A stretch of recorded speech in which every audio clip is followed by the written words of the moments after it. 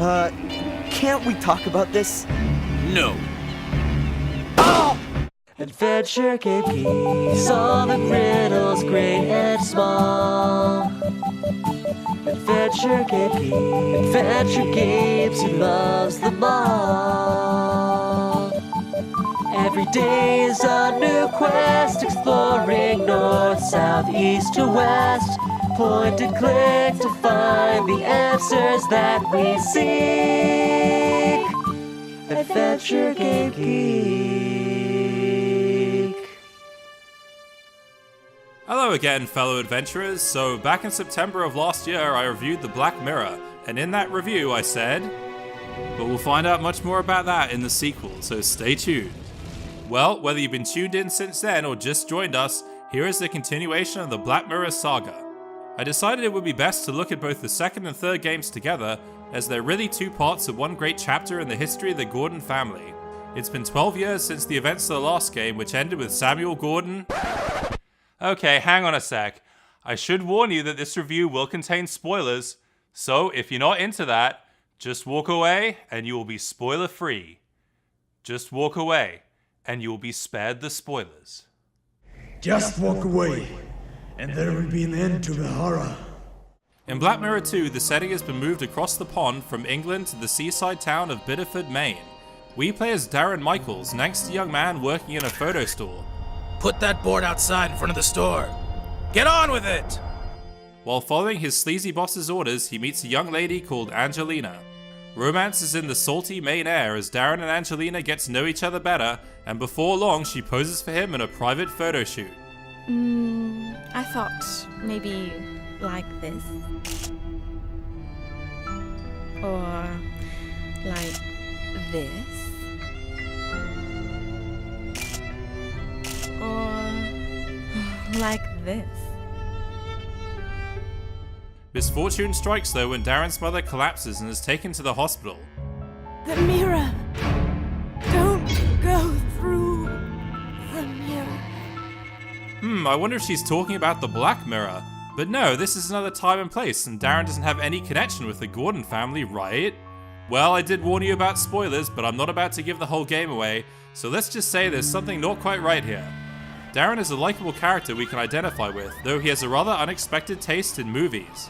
I bet you get a fantastic view of the whales from the veranda. That reminds me of my favorite film, Whales of August. That genius Vincent Price. Well, I must say I have come to feel very much at home here. In this hotel, you can keep clicking on this door to get an amusing response. Those are private rooms. You've got no reason to be in there.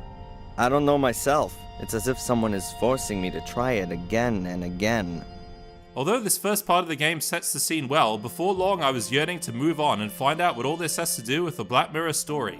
Well, thanks to some suspicious looking guy who follows him around, Darren is brought face to face with his destiny and ends up venturing overseas.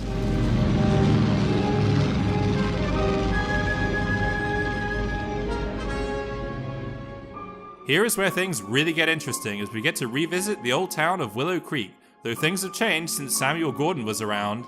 Willow Creek has become a tourist attraction with a museum showcasing the gruesome deaths that occurred in the past.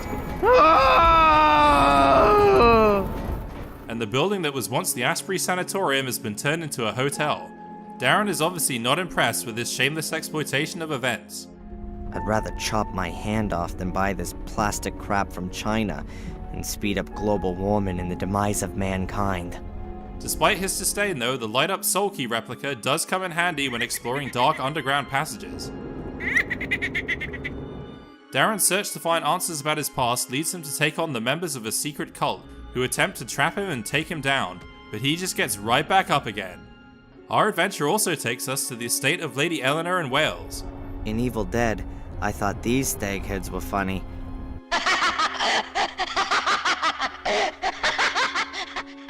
This is the place where in Black Mirror 1, Eleanor's husband Richard blew up his lab, with a little help from Samuel. You needn't apologize. It's not your fault. Yes, everyone makes mistakes. I really enjoyed revisiting all these locations and seeing how they've changed over time. We also meet some of the same characters, such as the asylum inmate Ralph and his doll friend Mr. Bubby. When When we finally arrive at Black Mirror Castle, we're greeted by Bates the butler, whose life is tied to the Gordon family, which is sadly dying a slow death. There is some new life though in Sally the maid, whose accent is priceless. Hello. Oh, hello. A living soul, here?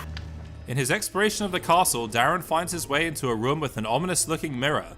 Could that be the same mirror his mother warned him about? Better take some pictures for our scrapbook. Taking photos like this actually unlocks extras including conceptual artwork and character models. So what lies beyond the mirror? Well, major spoiler alert, but it needs to be said if we're gonna make sense of what happens in the third game, so here goes. Darren Michaels is in fact Adrian Gordon, son of Samuel Gordon. There, I said it. Now we can move on. Black Mirror 3 follows straight on from the second game with the ill-fated Adrian, running through the woods and finding Black Mirror Castle up in flames. Again. It's amazing that the castle hasn't been burnt to the ground by now, but its ancient foundations run deep. Adrian is the prime suspect and gets nabbed by the coppers. Mr. Twisted Fire Starter. I'm a fire starter, twisted fire starter. When the criminal in the next cell taunts him, a fit of rage overcomes Adrian and he stabs him with a pencil.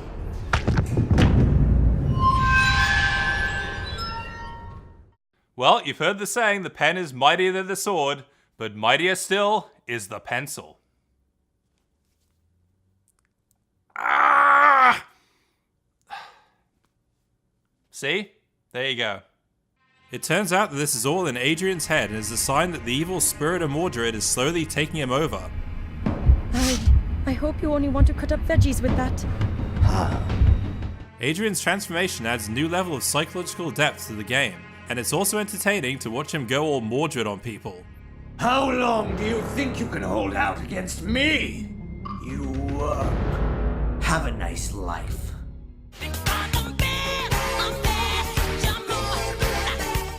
The familiar village of Willow Creek and its surroundings are presented in meticulous detail, with new characters and background extras bringing it to life. The environment takes on a totally different feeling at night, from the lamplit streets and rain running in sheets down the rooftops, to candles shining in the graveyard under the light of the moon. Despite the dark state of his soul, Adrian still maintains his own unique sense of humor. Why do I constantly have the feeling that a big monkey is sitting up there throwing barrels at me? And he also comes up with some unusual sayings. I once heard that a sailor dies every time you light a cigarette on a candle. Well, let's put that theory to the test, shall we?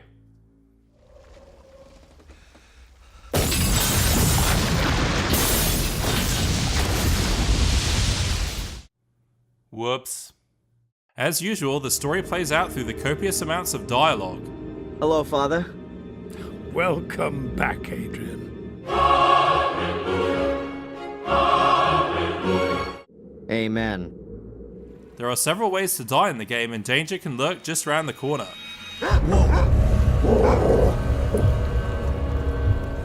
Nice doggy. Cute little pooch.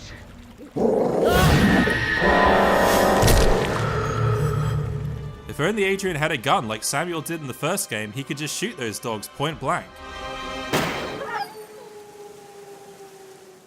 Oh, cut, sorry. I assure you, no animals were harmed in the making of this review.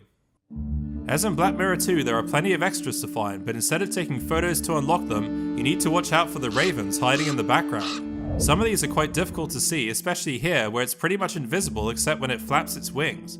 You can also unlock something called Big Head Mode, which lightens up even the most poignant scenes. Hello, Victoria? It's me, Adrian. One of the major puzzles is to find several menhirs around the castle, or as Adrian says, Maybe the layout of the menhirs is important. none of these menhirs, though, will come alive and kill you like in Barrow Hill. My favorite puzzle is using the arm from a dead body to reach an object buried under some rocks. That arm sure comes in handy. Sorry, that last joke was so bad that Adrian decides he can't go on and tries to end it all. No! Mr. Gordon! Adrian, don't do it! And so his life is saved by Valentina, a renegade priest from the Vatican who accompanies Adrian on the last stage of his journey. You can control both characters who provide their own perspective on things and different ways of solving problems. Have you got any idea how to open this?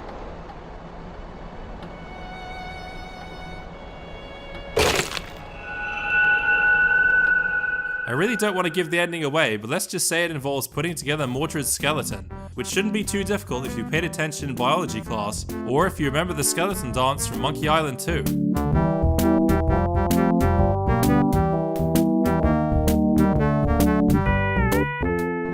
And thus the Black Mirror trilogy comes to an end, though a fourth game is apparently in development. If you're looking for a lengthy adventure with an engaging story and strong cast of characters, this series is definitely a must.